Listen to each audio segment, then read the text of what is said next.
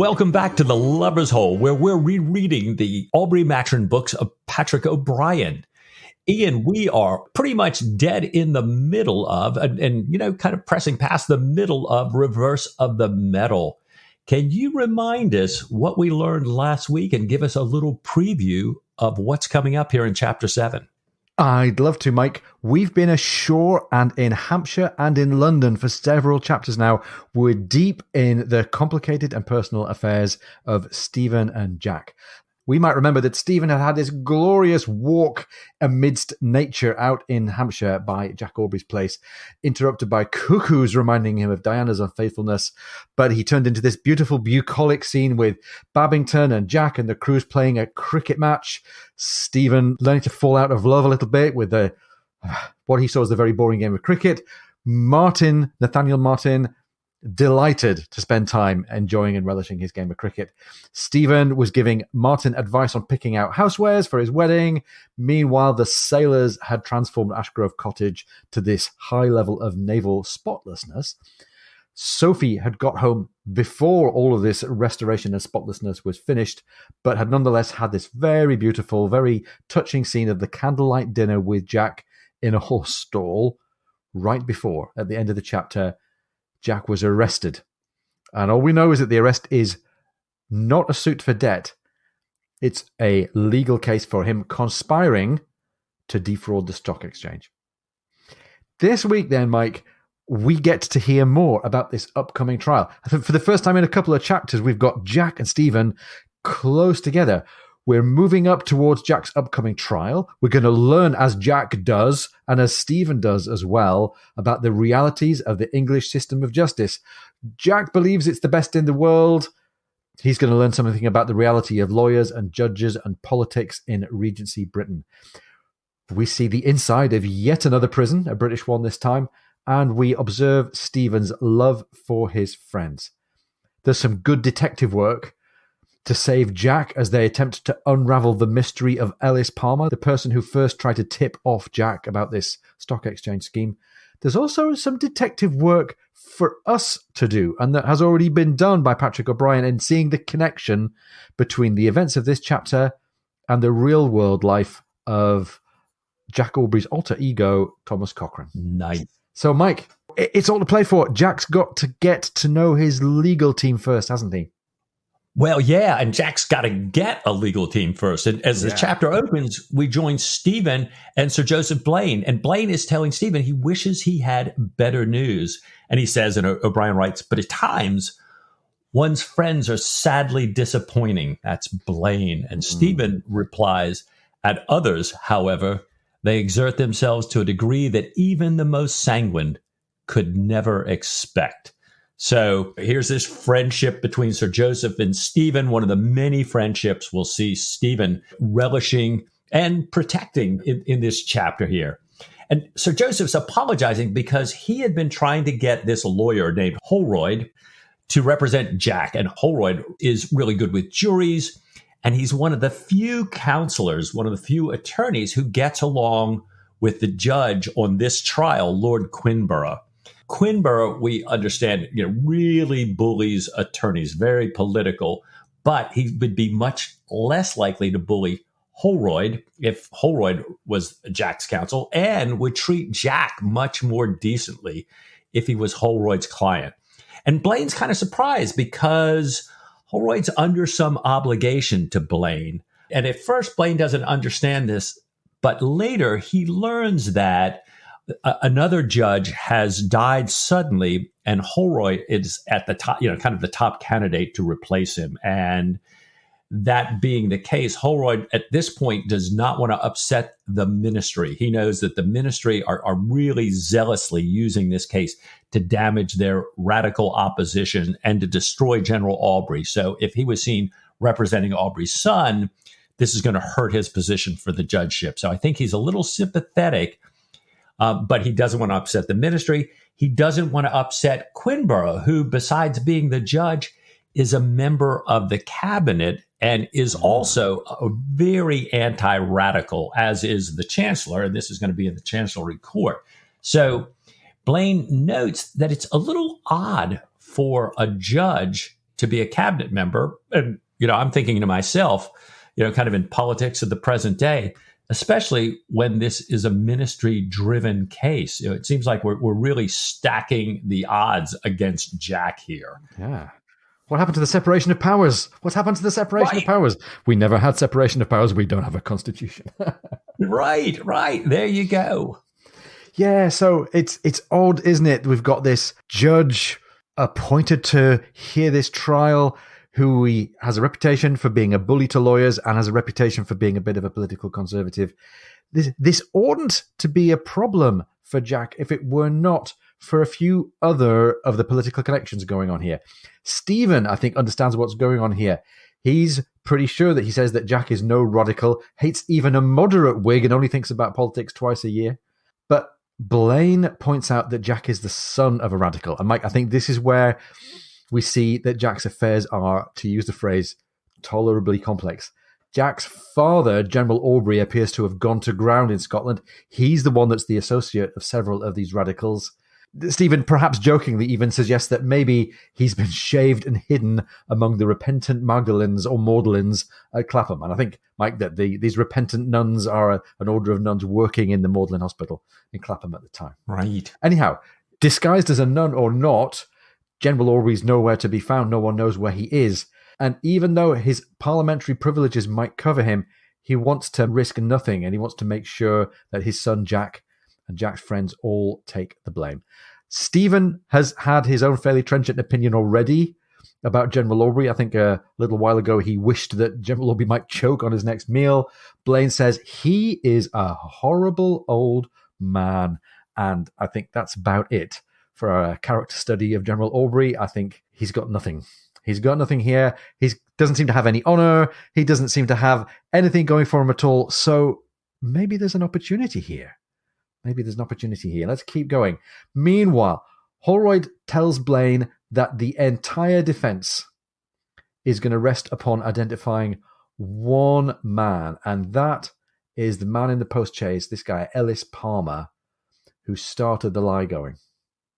So Holroyd, this is still in the spirit of giving some advice here, gives Blaine the name of somebody who can help, a thief taker, the best in London.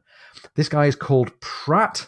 Blaine hires him on and introduces Stephen to him. And we learn that Pratt, this thief taker, has all the appearance of being a lawyer's clerk, knows, however, that many people look down at his profession almost as an informer. So, Mike, there's every reason here why Stephen and Pratt might dislike each other, because we know what Stephen thinks about informers. Right. Pratt reports that he has no solid evidence, but he knows in his heart that the whole thing is a put-up job. There is no parliamentary draftsman named Ellis Palmer. There's no one at the docks who remembers seeing him, even though they did remember seeing the Quaker and the Flash Cove from the fight.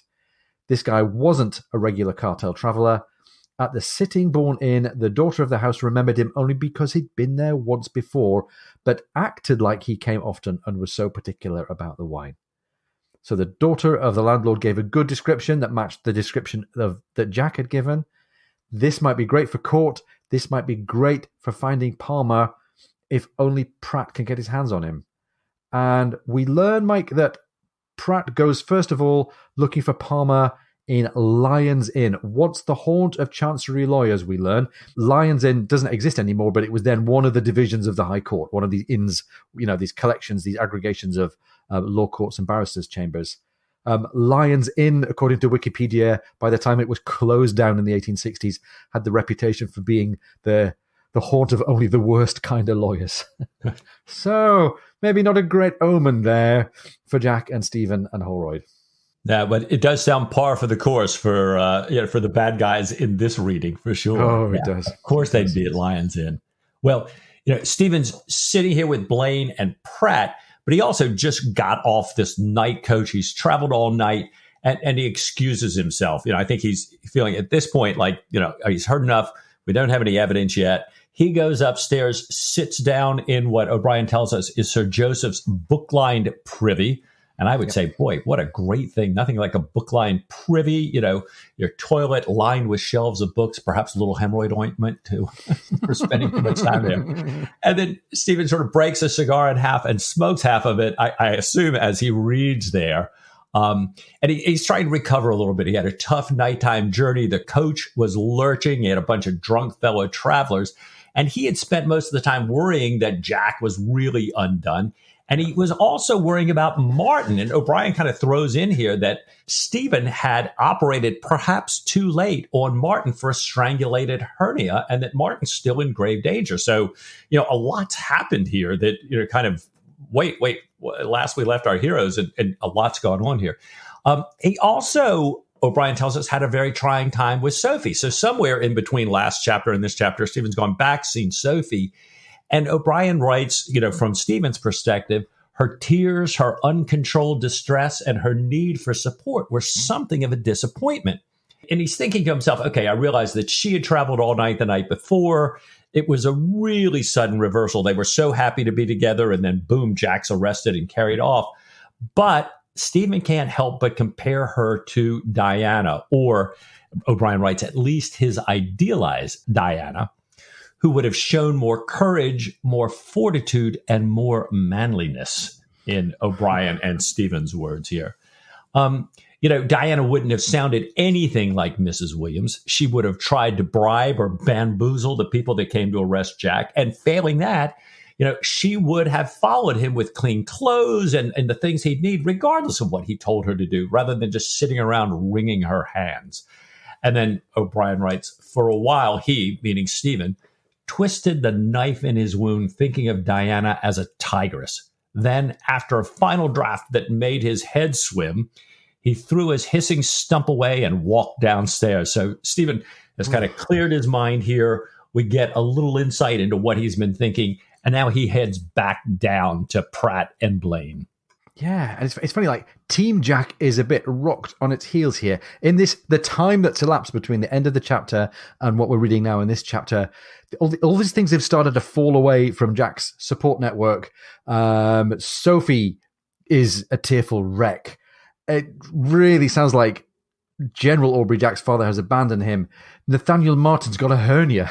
Right? Everybody's letting Jack down. So I think Stephen's going to have to go out and rebuild Team Aubrey here. So he's spending more time sitting drinking coffee with Pratt and with Blaine, and he asks what kind of evidence Pratt had that this was, as he had claimed, a put-up job. How does he know it so surely in his heart? Had he learned something from Jack? And Pratt, who by this time has had some chance to talk in depth to Jack on his own, said that it wasn't so much what Jack said, but how he said it, that made Pratt convinced that Jack is not the guilty party here. He's actually amused that anyone would think Jack Aubrey capable of this kind of manipulation and deception on his own. Jack doesn't know about the market. He doesn't know about time bargains. He doesn't know about selling forward. All of the stock market jargon is completely alien to Jack. I think the spirit, the idea of speculation is pretty alien to Jack before this point anyway. Pratt said, nonetheless, all this evidence of innocent good nature isn't going to get anywhere with the judge or the jury after the prosecution has started to batter him. But Pratt says, I've heard many denials in my career, but Jack's rings true. And Pratt says in the text, why? As the Romans say, you would give him the blessed sacrament without confession. I had not listened to him 5 minutes, no, nor 2, before I knew he was as innocent as a babe unborn. But dear me, gentlemen, lambs to the slaughter ain't in it. I've rarely seen the like. And this is very touching, quick pen portrait here by this guy, Pratt, who has earned our trust very quickly by being very savvy and very streetwise, can clearly see from a mile away that Jack is honourable, trusting, naive, but a good man who sees other people as good. And sadly, this good character, Jack Aubrey, is in a tough spot. Mike, it's Jack ashore all over again. Right. Jack ashore, and Jack just, telling Pratt, oh, don't worry about Ellis Palmer. He was a really good guy. I'm sure he's going to come back and clear all this stuff up. Pratt knows better. It turns out Pratt's father was a prison guard. So when Pratt was very little, he grew up around thieves, and the thieves' children were his friends at these jails. And as his father changed prisons and changed jobs, Pratt also came to know, what he would describe as low attorneys and jailers and constables and ward officers. And those contacts And his experience, he served as a time as a Bow Street runner, has really served him well in his own business. He thought that Palmer was going to be pretty easy to find. He had learned that, he had headed for Lyons Inn.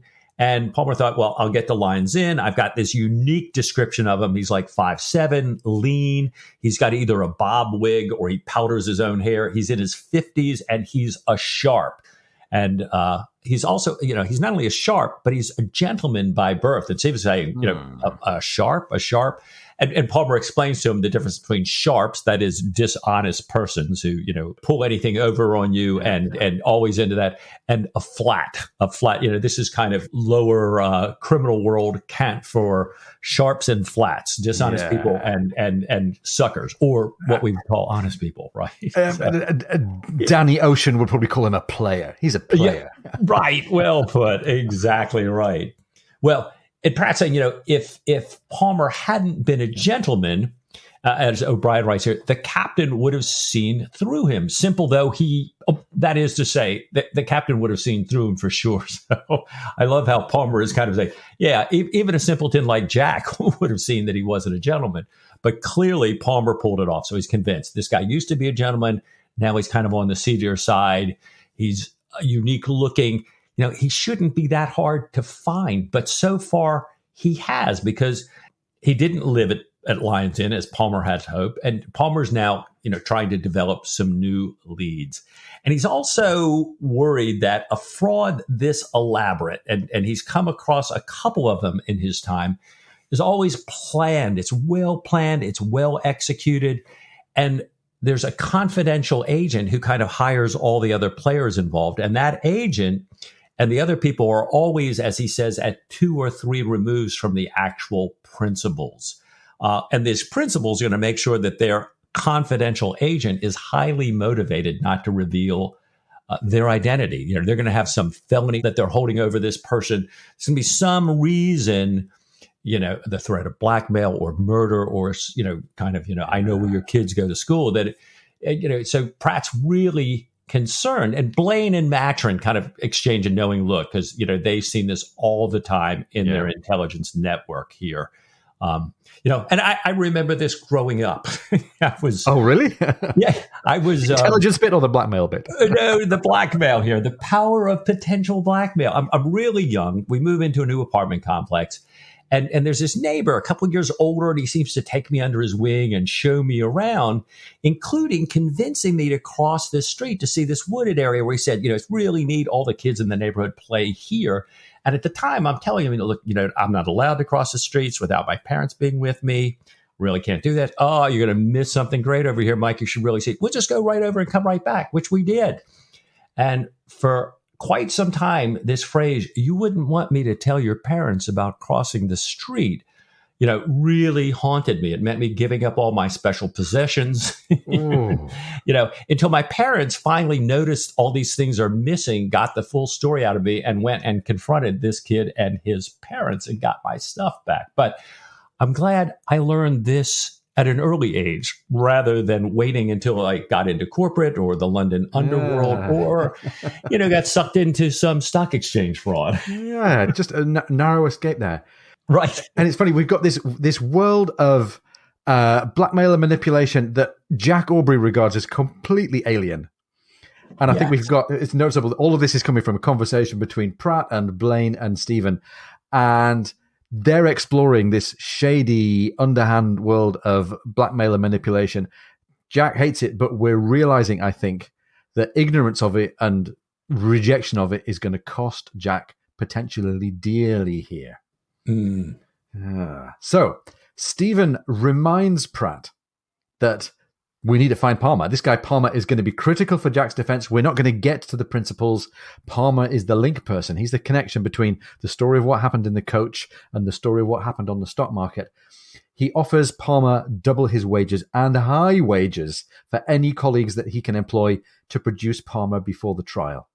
And this is a little eye-opener for Pratt here, who realizes that Stephen's a bit of a mark, potentially, or at least Stephen's a big tipper. After Pratt leaves, Blaine kind of warns Maturin and says, you'll never become a rich man making deals like that.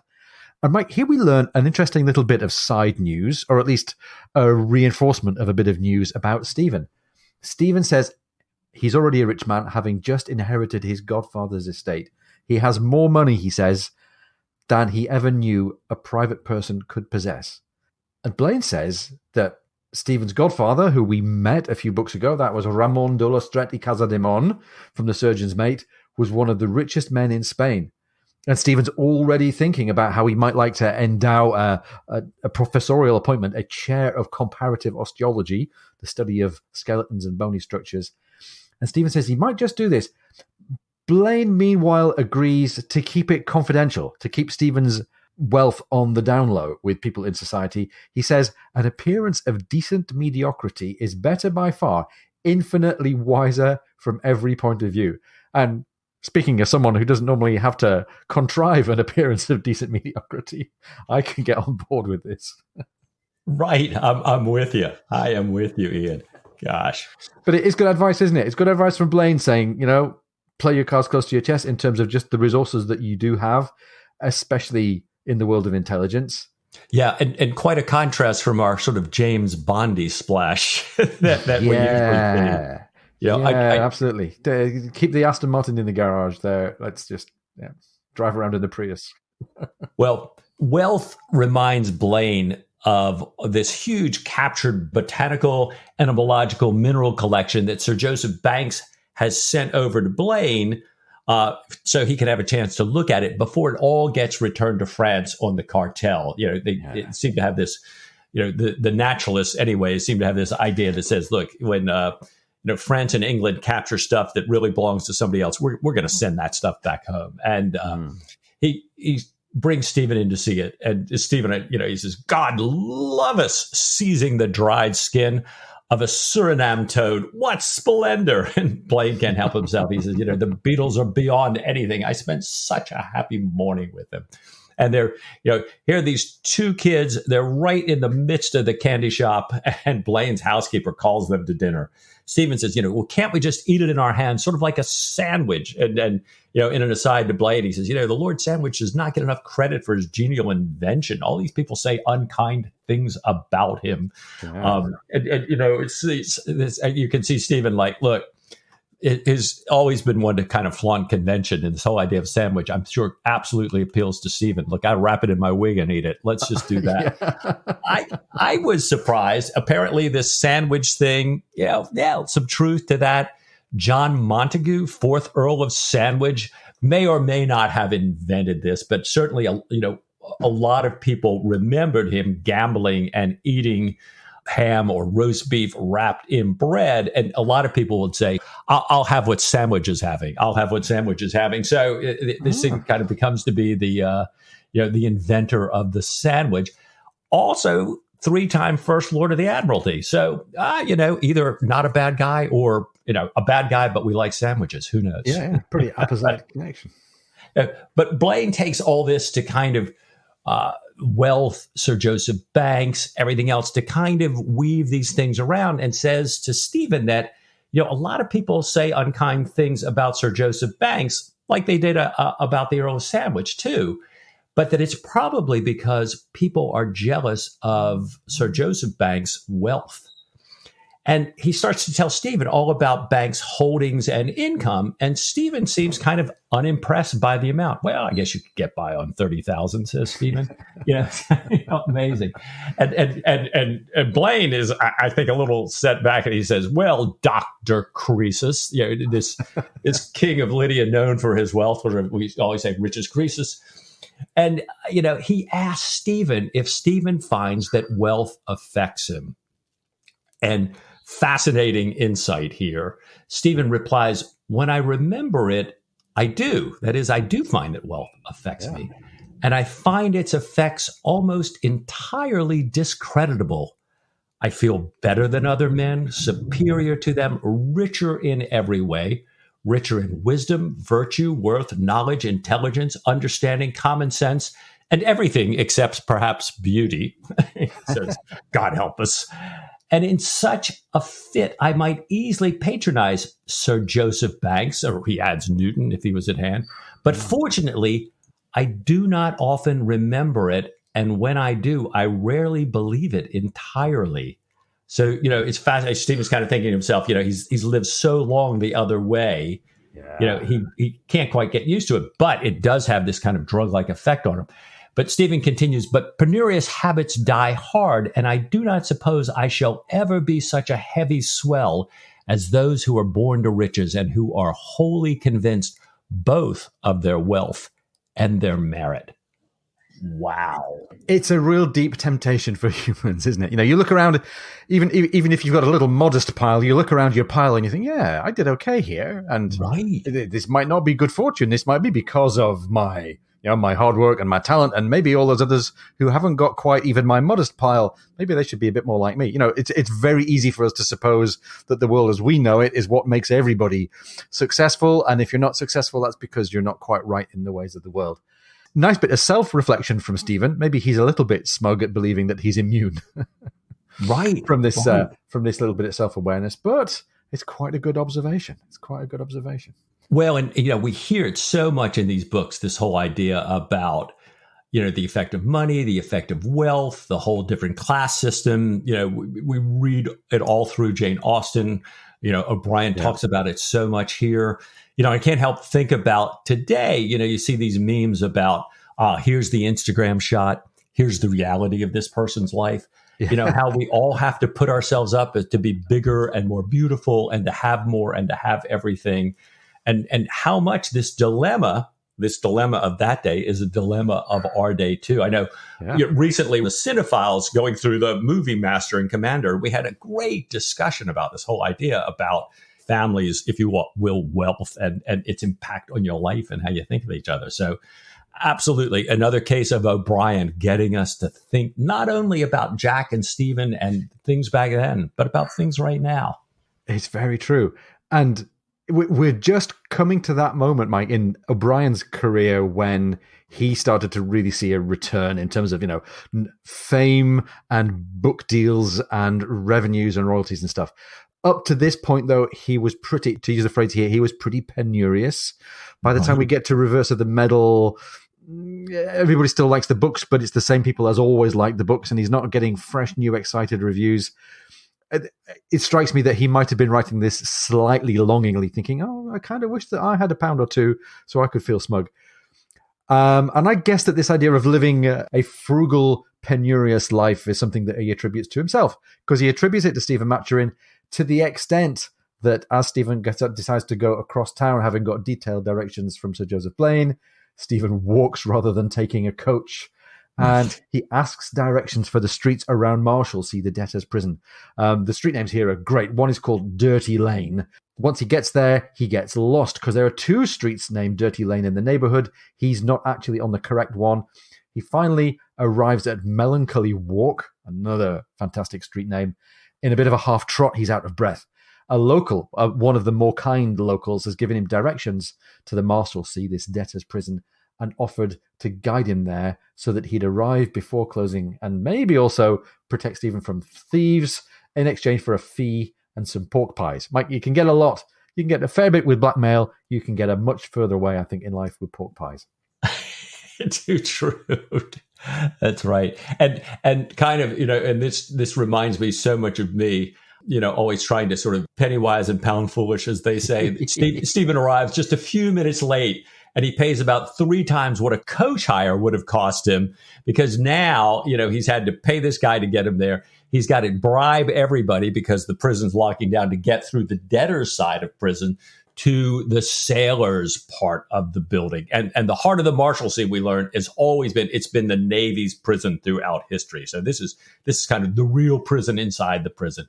And Jack is being held there. And it's kind of different than I think, it's a, maybe not completely different than what we saw in France, certainly different than what I think of being a prison today. It says that Jack, still having a little bit of money at this time, has hired 2 rooms. Killick, his servant, is there, and Killick has to go to the outer room to answer the door. And, would Stephen and the guard knock on it? And Killick tells Stephen as he enters that there's a surprise for him. And Sophie walks out of the back room. She's been in there. She's got flour on her hands. She's been cooking. And this description, we knew that Stephen was pretty upset and distressed and disappointed in Sophie. But O'Brien writes, she kissed him on both cheeks, stooping to do so, and with a particular look, a blush, and a squeeze of his hand, conveyed to him that she was much ashamed of her recent weakness, that she should never behave so again, and that he was not to hold it against her. So we have this moment of Jack's friends rallying. Stephen's here, Killick's here. Sophie is kind of saying, no, Stephen, I want to step back up at the forefront of Team Jack here along with you. Thank you for being here and not holding this against me. It's a lovely little uptick, isn't it? So Team Aubrey is being brought back together, mostly around the willpower and the insight of Stephen here, which is great. Mike, it's interesting. When we heard about Sophie having a bit of a fit of the vapors earlier on, we got that in reported speech from Stephen, but we get this in direct first-person physical contact. We get the kiss, we get the squeeze of the hand, we get the blush. Like, this is the moment that O'Brien wants us to remember, and he tells it super quickly and economically. He really does. And it seems like the gun rooms had a little conversation recently about prison and debtors' prisons. It's certainly, I kind of mentioned a minute ago that this doesn't seem to be like prison as I know it here in America. Any insight about what's going on back here? Well, I read, especially from the knowledgeable folks on the gun room, it was quite common in this time for people to be imprisoned for debt, but that imprisonment for debt doesn't mean quite what you might think. It sounds a bit perverse that if somebody is in debt and owes money to others in society, that you put them in prison because they can't work to restore their fortunes or to liquidate assets and then dissolve the debt. But actually being in prison for debt didn't mean that you're under lock and key all day long, especially not if you're a member of the gentlefolk. You would be expected to be resident at the prison, but that you might well be able to get permission to walk out on the streets, to go and transact some business, to go and, like I said, liquidate some assets. So debtor's prison doesn't mean being locked up the whole time. It does mean that your freedom is curtailed, but you're still able to walk about the streets under a license or a parole kind of arrangement. So Jack's not under such a close confinement here as he would have been in the Temple prison in Paris, for example. Right. Well, and it's so nice. We see people, like you say, coming and going, and Killick and Sophie are right there. We're all making ourselves to home. It's something. Yeah. And as the team is starting to gather there in the Marshalsea, they're all quite pleased to see each other. Jack is glad to see Stephen. He apologizes for not getting up. He's been roasting sausages and says, well, things are a little bit primitive now, but we'll be shipshape by Monday. And we know from last chapter that shipshape for Jack means floor scrubbed, newly painted, everything turned out and turned over again. Stephen thinks it's already looking pretty clean. We've got lockers for storage. We've got a hanging chair. We've got hammocks. We've got one covered with a rug to make a sofa. It's much nicer, he thinks to himself, than the jail that they experienced in France. It's much nicer than the American jails that held Jack. And it's much nicer than the English sponging houses where Jack had needed to be held earlier on in his life. Jack asks about Nathaniel Martin, who, remember, is out with a hernia. We learn that he's in good hands. Stephen's hoping nonetheless to get more specific news of him. And the last little touch here, nice little welcoming touch for Stephen. Sophie adds to the crust of the apple tart that she's making, pastry shamrocks, little tribute to the Irishman Stephen, while he and Jack are sitting there talking. As all this talk is going on, and as the apple pie is being getting its finishing touches there, a young gentleman from the lawyer's office arrives, and Jack talks to this guy. After the young gentleman from the lawyer's office has been and gone, Jack tells Stephen that the man seemed quite dashed that Jack was not happier upon learning that Mr. Lawrence had been retained as Jack's lawyer in court. And remember, we were hoping for Holroyd. Holroyd's not available. Lawrence is the lawyer that we've got. And Jack believes Lawrence is clever, but he still really doubts the need for a lawyer. He thinks that they're going to get along fine. Just like in a court-martial, we get along fine without lawyers. We have defaulters, captains defaulters, and justice is done. Jack thinks that we ought to be able to get along just fine without any of this kind of flummery and manipulation from learned lawyers. This is also not like the contract disputes of Jack's business cases where you can kind of argue the terms of the contract. Jack believes that he'll be able to stand up in court, tell the judge and jury the plain truth about what happened. And since, in Jack's view, there is nothing fairer than English justice, they'll believe that he, Jack, never conspired with anyone. He followed Palmer's tip with an innocent mind, that he was doing no more than acting on a racehorse tip. Jack says, if I was wrong to do so, I can cancel all of the time bargains. I had no guilty intent.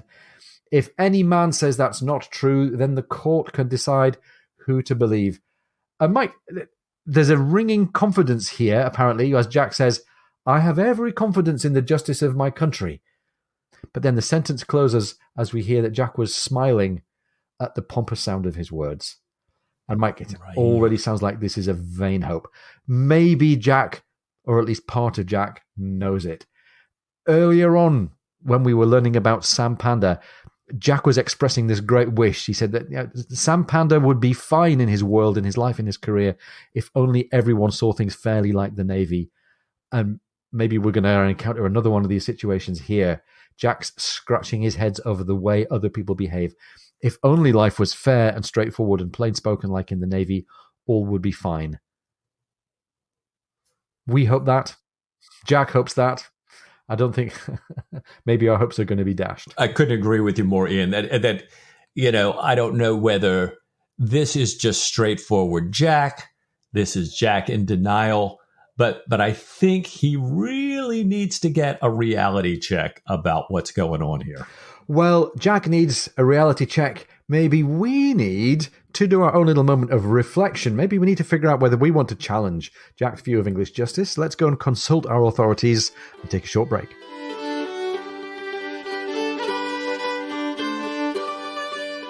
If you're enjoying the podcast, please come and join our supporters on Patreon. Go to patreon.com/lubbershole.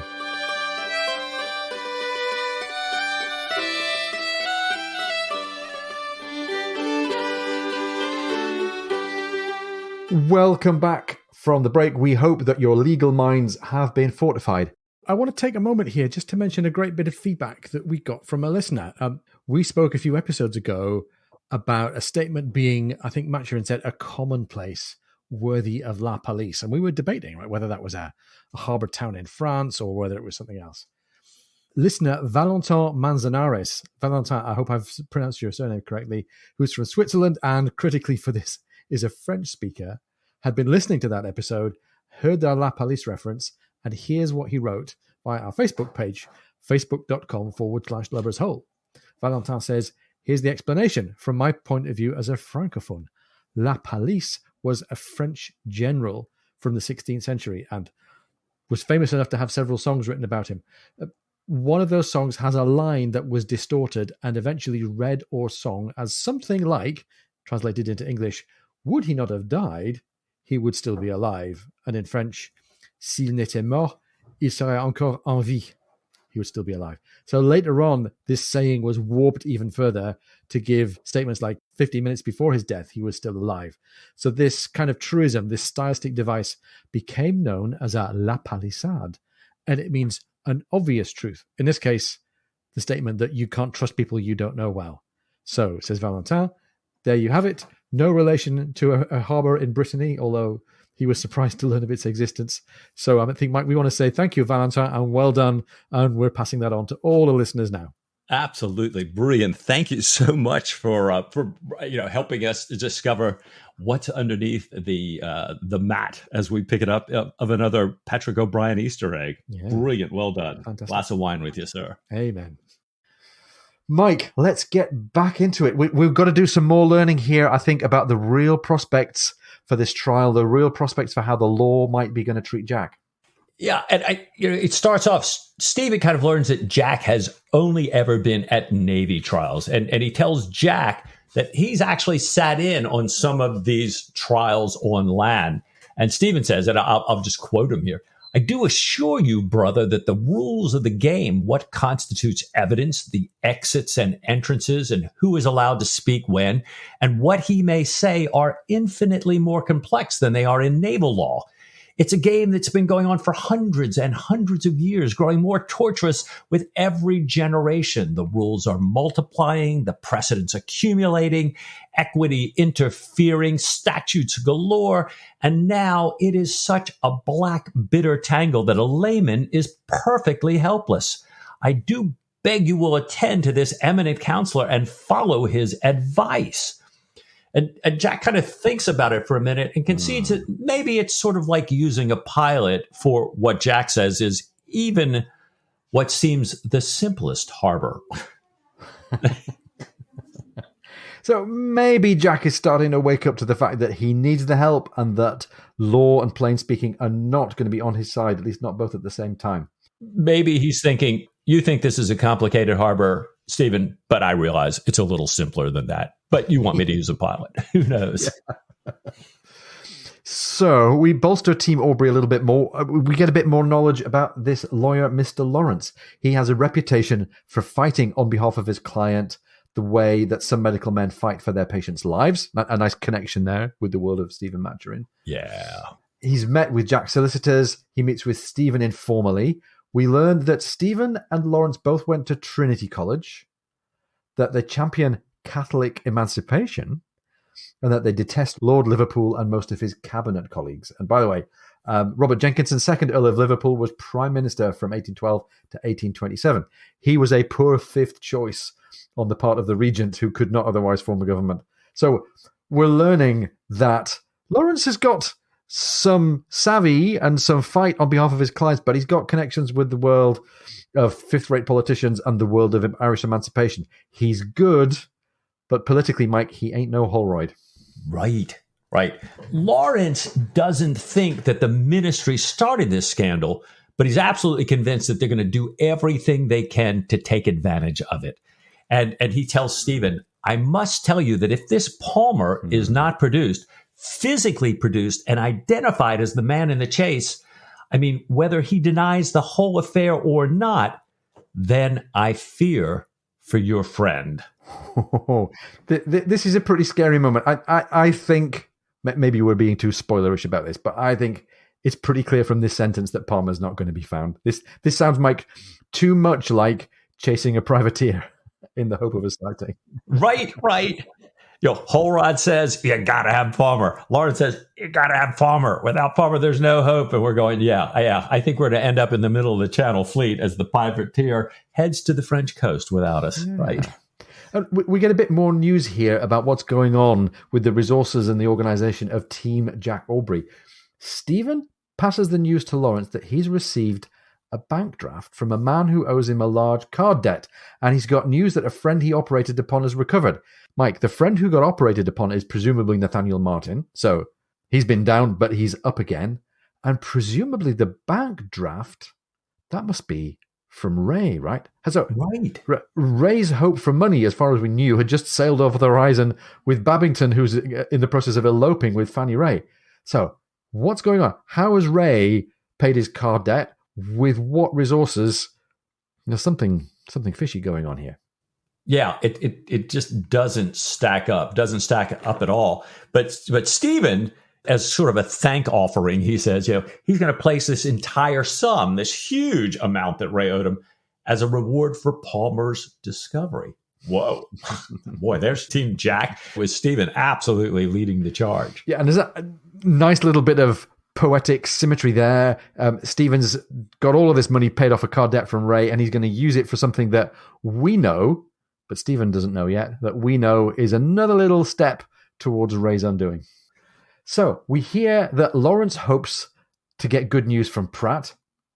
Bail has been denied for Jack, so the case can be hurried forward so it can be heard by a furious Tory, this Lord Quinborough, who's also a member of the cabinet.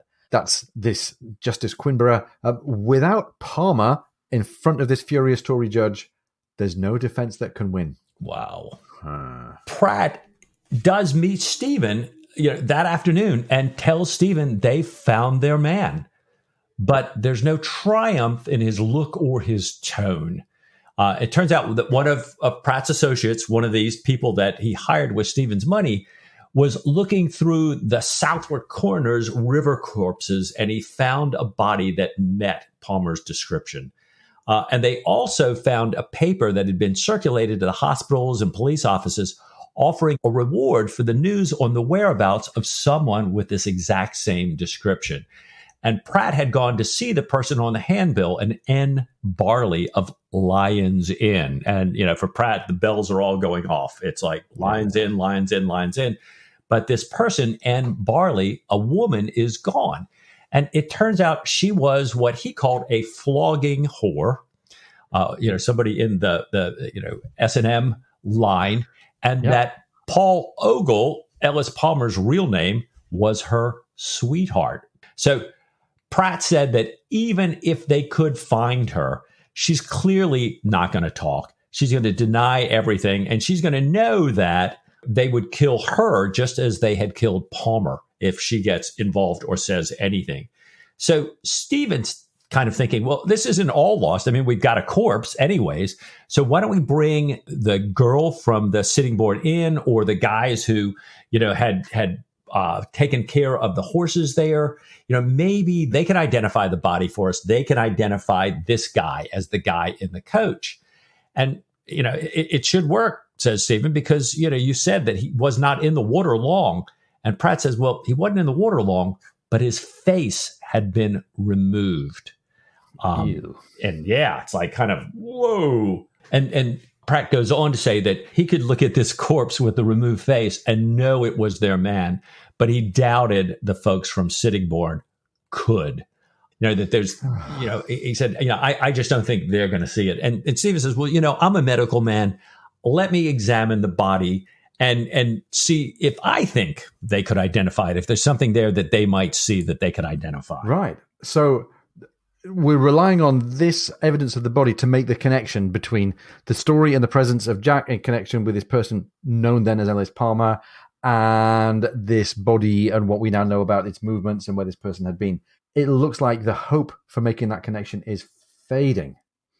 And even though Pratt believes that Jack is in no way guilty, we can't rely on Pratt's judgment. Pratt believes that the body is Ellis Palmer. There's no way we can prove that Ellis Palmer is the person, the faceless body that we've now got.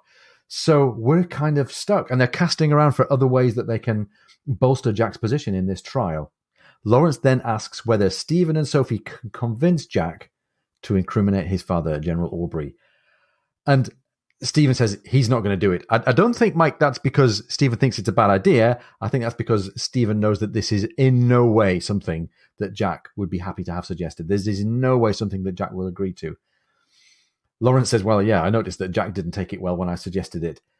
That General and his friend had spread the rumor out the piece and had sold out of the market at the top, unlike Jack. So one little mark in Jack's favor is that the size of Jack's positions and the timing of his sales was trifling compared to theirs. They had made their transactions through outside untraceable dealers. All of the details of Jack's transactions are visible and known. So even though Jack's pattern of buying and selling was a little less culpable, he was stuck with the fact that he'd been transparent and open about them. So he's the one who appears in law to be left kind of holding the baby with this whole insider dealing thing. Yeah, and I almost get the impression that Jack kind of bought in and got, sort of arrested and brought in, and perhaps has never even sold, but is being indicted as the guy that started this whole thing. And we had so many hopes on, being able to identify the body. And Stephen had even gone to look at it and said, there really are no marks that the Sittingbourne folks could have seen to tell them, yeah, this was the same guy. Stephen did say that he had seen traces of habitual flogging on Palmer's back. So, we're all now convinced, yep, Palmer's connected to this woman, the S&M woman at Lyons Inn. It makes sense to Pratt, makes sense to Stephen. It would actually do them no good at trial and might actually hurt them because it's kind of a whole different diversion away from the stock thing here. But so we're kind of in a bad place, as you say, even though it's clear the general and his friends did this, benefited from it and everything. But Stephen tells Lawrence that, Jack is not going to be led there. He's not going to be led there to turn on his father. he's not going to be led pretty much anywhere because he has too high a notion of English justice. He still believes that if he tells the truth, he'll be let go. And Stephen says he has a really high regard for judges. O'Brien writes, almost on a par with the Royal Navy or the Brigade of Guards or even perhaps the Anglican Church. Whoa, that's some high company right there. There you go. Right. And we all know that, the noble beginnings with Henry VIII. having been a Episcopalian myself for a while, which is our American version of the Anglican Church. I think we call it Episcopalians as well, but it was Mark Priest who gave me the alternate name. But Martin tells Maturin that as a friend, he absolutely has to enlighten Jack on the law and this trial in specifics. And, Stephen started saying, well, how do I blackguard the law? And interestingly, Lawrence says, well, we got the best law in the world, but you've got to tell him that this law, even though it's good, it's administered by human beings. And here we get at the crux of all of O'Brien's writings. It's the human condition and us as people. Yeah. Lawrence says, remind him of the Lord Chancellors who have been dismissed for bribery and corruption, the political, cruel, and oppressive judges, including his own judge, Lord Quinborough. And Ian, you might give us a little insight here. Here we're hearing this political, cruel, oppressive Quinborough. What's the real judge here in Cochrane's case? Well, it's fascinating. O'Brien goes to quite considerable lengths in his own note to this novel to point us towards the real world situation with Thomas Cochrane that was the model for the case that we're talking about here. There's even a Wikipedia page dedicated to the stock market fraud of 1814. There are some things that O'Brien has found that are remarkable, almost unbelievable, but still were real for the day, and he's used them pretty directly. There absolutely was a judge who was well known for being involved in political trials and for being very hard on defense counsel. And that was not Quinborough, but Ellenborough. First Baron Lord Ellenborough, born 1750, died 1818, was an English judge, famous for mercantile law and famous for some of these trials. Not always a complete brute of a judge. He passed some judgments later in his career that were quite humane about the treatment of French prisoners of war and refugees. But he absolutely stands out as the source for this pen portrait of this fairly brutal, fairly harsh judge called Quinborough.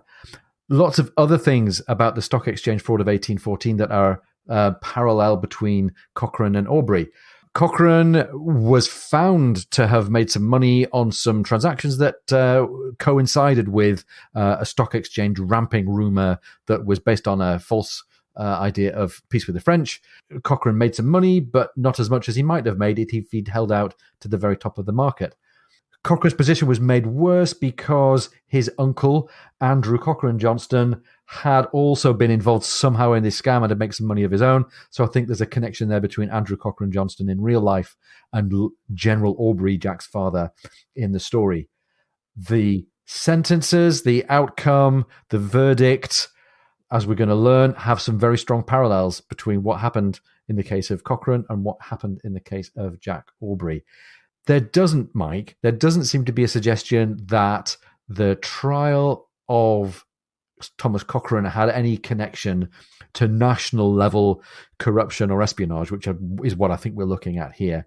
But it was certainly very clearly something of a show trial, and there was very clearly a strong political agenda behind the choice and the attitude of Lord Ellenborough in real life, similarly to the choice and the attitude of Lord Quinborough, who we're encountering here. So there's a lot for us to learn about the parallels between these two. O'Brien points us very clearly towards this real-world inspiration. Quinborough is the name in the text. Ellenborough was the name in real life.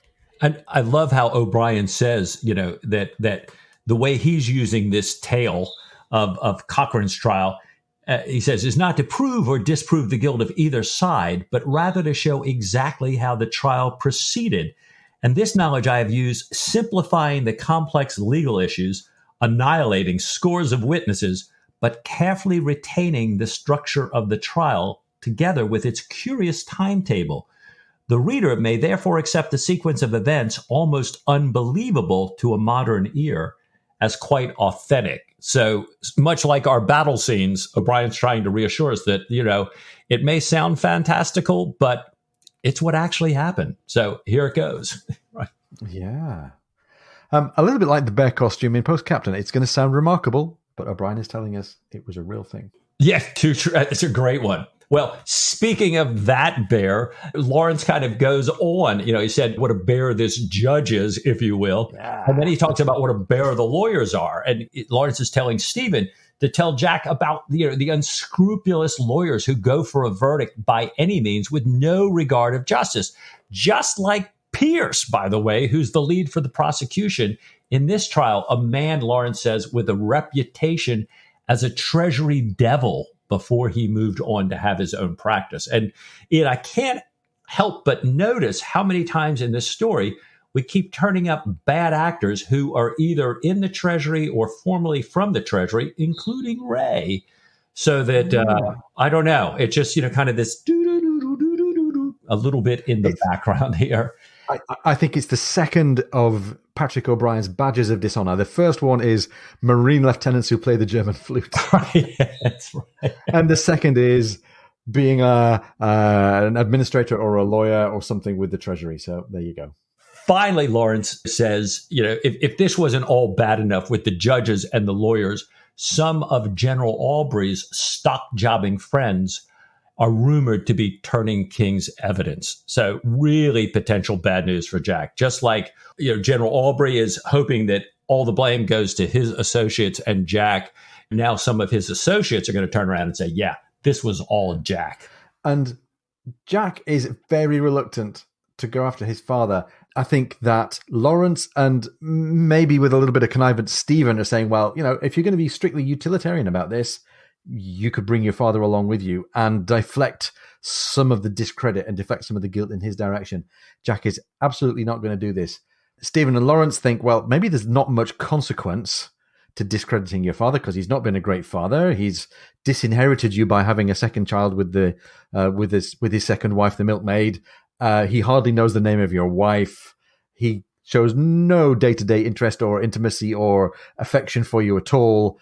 You're not losing very much by discrediting your father, but Jack is absolutely bound by the sentiment towards family and the code of honor. He would absolutely not dream of dragging his father, a family member, down with him. And we've got this contrast again, I think, between the world as Jack would like it to be and the world as the more prosaic characters in the story, like Lawrence and Stephen, the world as it really is. And Jack really can't reconcile these two. Yeah. Meanwhile, we learned that this prosecution lawyer Pierce is going to go after Lawrence's witnesses if he has any, and Quinborough is going to sum up, and Quinborough's summing up is going to be the last thing the people in the jury will hear, not Lawrence. And we can bet our very last dollar that Quinborough's summing up is going to favor Pierce and he's going to ignore Lawrence. So we've got to let Aubrey know that the ministry is going to dig up anything and everything on Jack. They're going to go digging through his friends, his connections. Never mind what resources Stephen's got. The Treasury, the government also has great resources to go digging for material that will discredit Jack. They'll drag his name through the mud. And the man charged along with Jack, Mr. Cummings, one of the men who was at Buttons with the General, has a past history of trading in dubious joint stock companies, has a history of fraudulent bankruptcy and other things that will come out. The final summary is pretty damning, I think, from Lawrence. He says, Captain Aubrey is in deep water and his confidence is displaced. Wow. Yeah. And it's interesting because, Stephen had asked Lawrence if Jack won't go after his dad, what are you going to do? And you just talked about some of that. And it was fascinating. One of the things that Lawrence talked about was, I'll have to lean on Jack's distinguished record and his wounds. Tell me, Stephen, about some of his wounds. But, then Lawrence says, but the jury is likely to be city men, as Lawrence calls them. And Lawrence says, for them, money is far more important in the city than sentiment, let alone patriotism. I thought, oh my gosh, this is, boy. And is it not ever so? So yeah. Kind of hearing all this, Stephen says, well, if worse comes to worse, what's going to happen to Jack? And Lawrence says, and I'll quote O'Brien here, a heavy fine for certain, perhaps the pillory, perhaps imprisonment, perhaps both. And Stephen's blown away. The pillory? Do you tell me so? The pillory for a naval officer?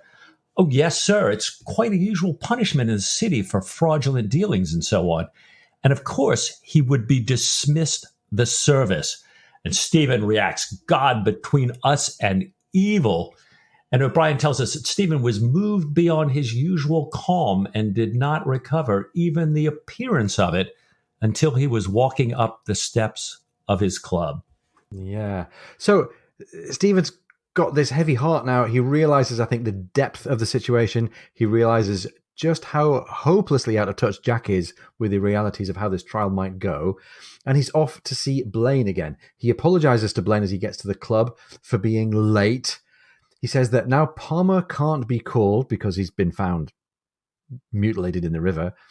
Lawrence has no hope for Jack. I do not suppose he has, said Sir Joseph. Appearances are so very much against poor Aubrey. If his worst enemy had contrived this scheme, he could not have done him more harm. And by the way, Mike, I think we're invited to speculate that maybe it is Stephen and Jack's worst enemies that have precisely engineered this scheme, but we don't know about that yet. Right. Stephen asks Blaine then if he thinks Jack is going to be condemned, after asking him if he predicts a guilty verdict. Blaine says it's a political trial. It's aimed at General Aubrey at the radicals. The intent is to ruin everyone's reputation. Nothing else matters. And I think he's basically saying that a stain on Jack's reputation and this severe punishment is just collateral damage as they're lashing out against the radical political interests. Exactly. Blaine says the ministry must have welcomed the opportunity to do this. Indeed, says Blaine, I am sometimes tempted to wonder whether some zealous follower may not have engineered it, anticipating their wishes and perhaps at the same time meaning to enrich himself. It is a specious theory, although I do not believe it. And Mike, that rings a bell, doesn't it? That gets us back to Ray paid off his card debt and somebody's found a way to enrich themselves. Jack and Stephen's worst enemy, some zealous follower. Connections there. Well, and it's so typical here, the way Blaine and Stephen have overlooked Ray time and time again, Ray and Ledworth, how I think O'Brien is making it almost crystal clear here that, yeah, all this stuff didn't just happen. Somebody did engineer this. And in fact, as they're saying, we kind of heard time and time again, we don't think the ministry did this to set up Jack, but whoever did it to set up Jack, it's given the ministry a chance to go after General Aubrey and the radicals. And as you say, Jack is collateral damage here. And boy, I'm dying to get ahead to find out, if we do ever find out, who's got their fingers in the pot here, who set this all up. So now, Team Jack fully comes together in the person of Stephen Maturin. And Maturin tells Blaine that if Jack is condemned and dismissed from the service, that he go mad on land. And Stephen says, quite honestly, I don't really have any great desire to hang around here in England either. And so Stephen's telling Blaine he's thinking about buying the Surprise, taking out letters of marque, manning the Surprise as a privateer, and asking Jack to command her. He asks Blaine to think about it, take a night and give me your opinion tomorrow. And Blaine says essentially on the face of it, I think it's a really good idea. Other captains have done so. They've hurt the enemy and their trade substantially and thereby enriched themselves. And Stephen has to run for the Marshalsea again. And this time, Sir Joseph, who is smart and knows Stephen well, insists that Stephen takes a coach and makes sure that one is called as Stephen runs upstairs to grab his things. So as Team Jack is taking shape, it's strange that I think Jack is getting a little by little more dissociated from this as the time goes on. He's got Sophie there, he's got Killick there, but I think he's in his own little world. When Stephen gets back to the Marshalsea, he finds Jack finishing a game of fives in the courtyard. Fives is like a cross between squash and handball. It's a game played against the wall, batting the ball with your hand. Jack's playing fives, talking about how out of shape he is, and Stephen kind of joins in this reflection on Jack's fitness. He says, you're always grossly obese. Were you to walk 10 miles a day and eat half of what you do, in fact, devour, you would be able to play the handball like a Christian rather than a galvanized manatee or a dugong. That's a little bit of their old banter between Stephen and Jack. And Stephen greets Mr. Goodridge, who's there. He's the former master of the Polycrest. So this is reaching back to Jack's service relationships all the way back in the post-captain days. This is Mr. Goodridge, who confused phoenixes and comets and had bitten a rear admiral's pointing finger when being corrected. So this is somebody who hasn't always been on the right side of polite behavior. I think we're invited to say, here's somebody out of touch with reality playing handball with somebody else out of touch with reality. Yeah. Okay. But more of this distraction, I think, more of this amiable distraction for Jack, as Stephen tells him he's brought a paper with him that is meant to be part of Gibbon's Decline and Fall of the Roman Empire, that famous 18th century Enlightenment treatise on the final centuries, the final generations of the Roman Empire. It's still, name-checked by everybody who studies the classics. He's brought with him this paper meant to be from this great work, The Decline and Fall, withdrawn at the last moment for fear of offending lawyers and judges. Now, Stephen wants to sort of divert Jack with this story, but then he realizes he's brought the wrong paper. He's brought a paper by Huber on bees, which is another hark-back to post-captain, and summarizes what he can from memory. And Mike, I speculate about how successful he is in keeping Jack's attention here. Sophie and Killick had to leave before the jail is locked down to retrieve things from home. And Stephen, meanwhile, quotes a few lines, which we presume are from Gibbon, about entrusting nations to men whose profession values reason as the instrument of dispute and interpreting laws for private interests. He says that Gibbon felt that part of the empire's fall was due to the number of lawyers. So now we see where he's going with this. He's trying to make a heavy-handed point about the perils of depending on lawyers. He says men who believe whatever they can square with the law is right are noxious when they reach powerful positions. They have statutes, not ethics. They don't impose their own conscience, only what a judge will allow. I'm like, this is, you might say realistic, you might say a very cynical view, not only of the actions, but of the motives of lawyers. And Stephen's trying very broadly here to hint to Jack that he can't have completely unvarnished faith in lawyers, even pugnacious lawyers like Lawrence. This miserable sophistry, he says, which disregards not only epistemology, but also the intuitive perception that informs all daily intercourse, is sometimes formulaic, yet I have known men who have so prostituted their intelligence that they believe it. And Jack comes back, he says, oh, come, Stephen, surely saying that all lawyers are bad is about as wise as saying that all sailors are good, ain't it? Yeah, a little moment of self-awareness there from Jack. Stephen comes back saying, I do not say that all lawyers are bad, but I do maintain that the general tendency is bad. Standing up in a court for whichever side has paid you, affecting warmth and conviction, and doing everything you can to win the case, whatever your private opinion may be, will soon dull any fine sense of honour. The mercenary soldier is not a valued creature, but at least he risks his life, whereas these men merely risk their next fee.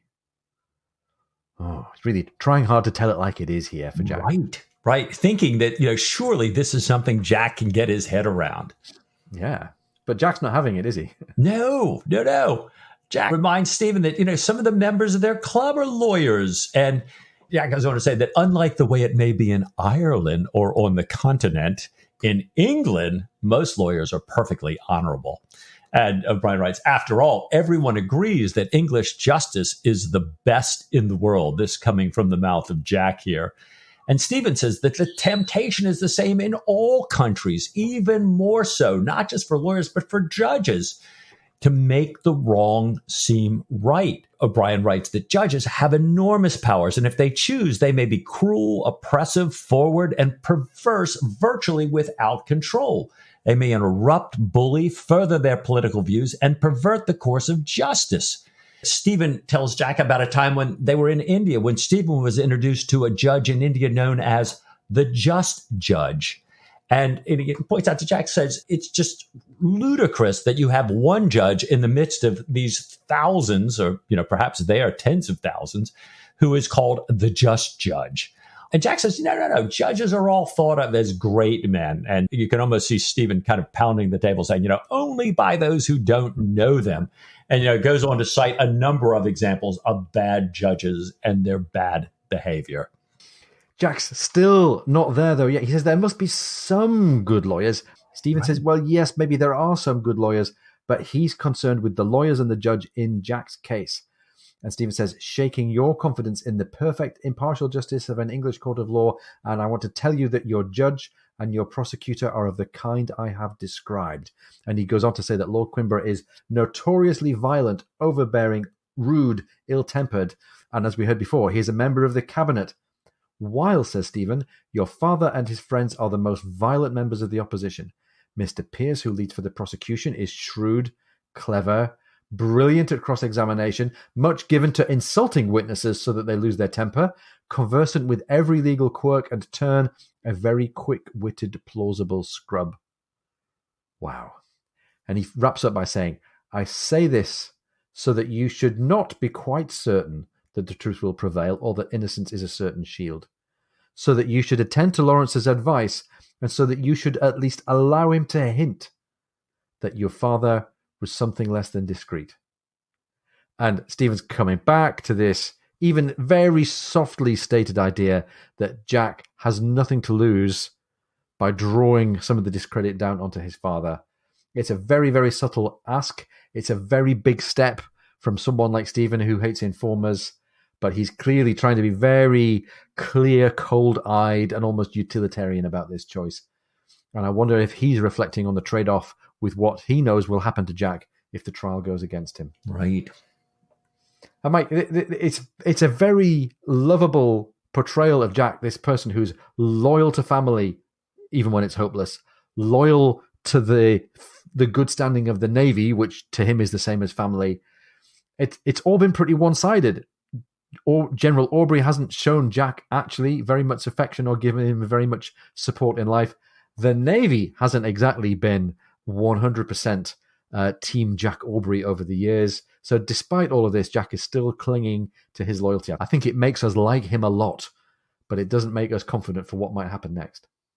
No, and it kind of makes me feel, again, in my life, so many times along the lines, that time when you're looking at somebody, including yourself in the mirror, and you realize the difference between loving and enabling somebody. Yeah.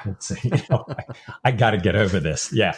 I'm kind of spinning this all this way, but really it's actually the other way. And I would definitely say that in this case, Jack is hopelessly enabling his father by trying to, quote unquote, remain loyal and not be an informer. And I think we've seen this sometimes just a little bit. I love the way Jack treats the people under his command. I love the fact that he's not a flogging captain.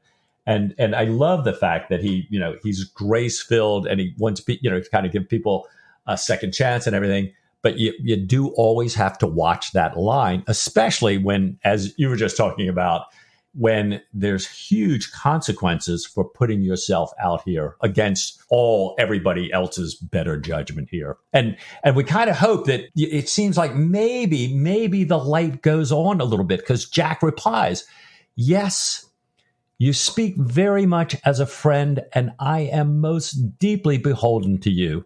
And I'm thinking, okay, finally, maybe Stephen, has kind of struck the mark here. He's gotten to Jack a little bit, but no. And Jack goes on, but there is one thing you forget, and that is the jury. I do not know how it may be in Ireland or in foreign parts. And boy, Jack is really kind of rubbing hard on Stephen in these conversations. And God bless Stephen, he's not taking the bait. But in England, we have a jury. That is what makes our justice the best in the world. The lawyers may be as bad as you say, but it seems to me that if 12 ordinary men hear a plain, truthful account, they will believe it. And if by any wild chance they come down hard on me, why, I hope I can bear it. Tell me, Stephen, did you remember my fiddle strings? Oh, by my soul, Jack, cried Stephen, clutching his pocket. I'm afraid I forgot them entirely. End of chapter 7. Oh, my gosh. Now we've got that one moment where it looks like Stephen might have reached him. Jack brushes him off entirely with the jury. And then, as if in the absolute highest realms of denial, by the way, do you have my fiddle strings? And Stephen, oh my gosh, I want to say, Stephen going, fiddle strings? How are you thinking about fiddle strings in a moment like this? Going, oh my gosh, Jack, I entirely forgot them. It's like, no. And you should too. Right, exactly. We don't, stop fiddling. To go back to Gibbons, Rome is burning, my friend. Oh, very good. Oh my Oh, gosh! but Mike, it's a really grim moment here. We've got nothing but jeopardy for Jack. Team Jack is around him. He's got Sophie, he's got Killick, he's got an almost good lawyer, he's got Lawrence, he's got Stephen, he's got Blaine, he's got Pratt, but so much seems to be stacked against him.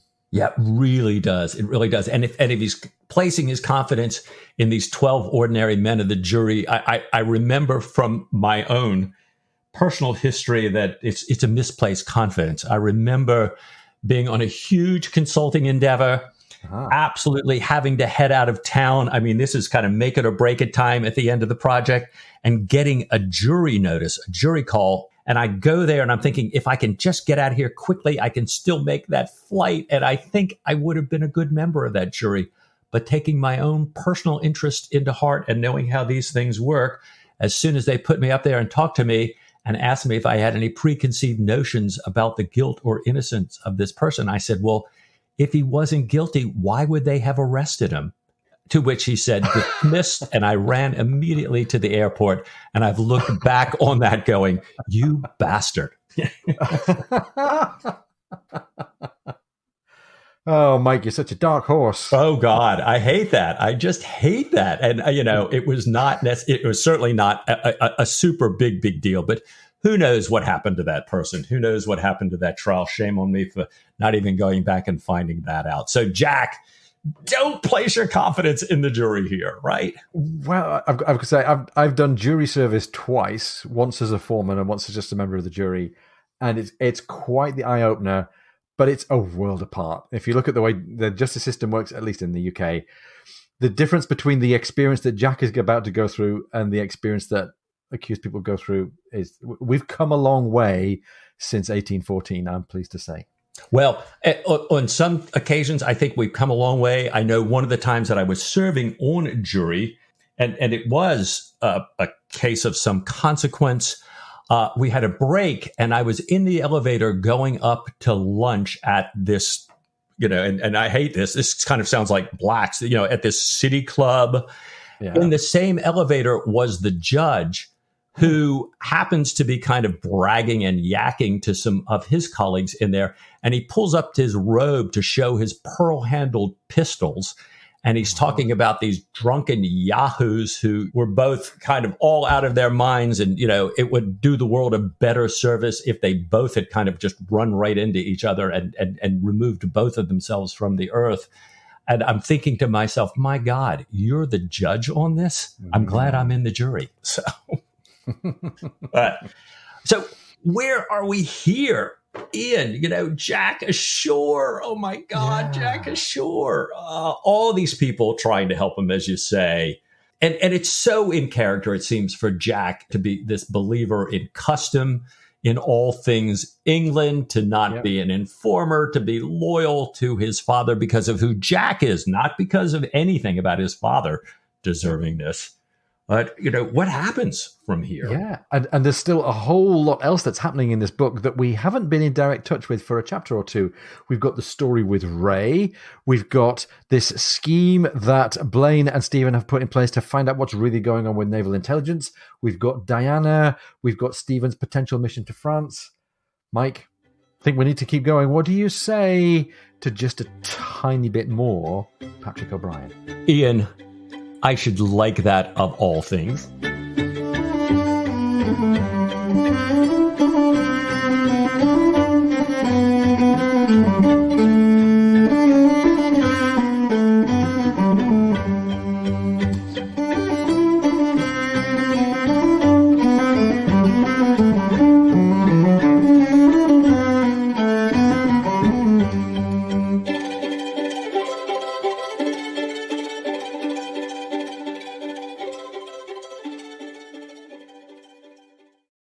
And he pays about 3 times what a cost would have coached him. He pays about, there's our outtake. He pays about 3 times what a coach hire would have cost him.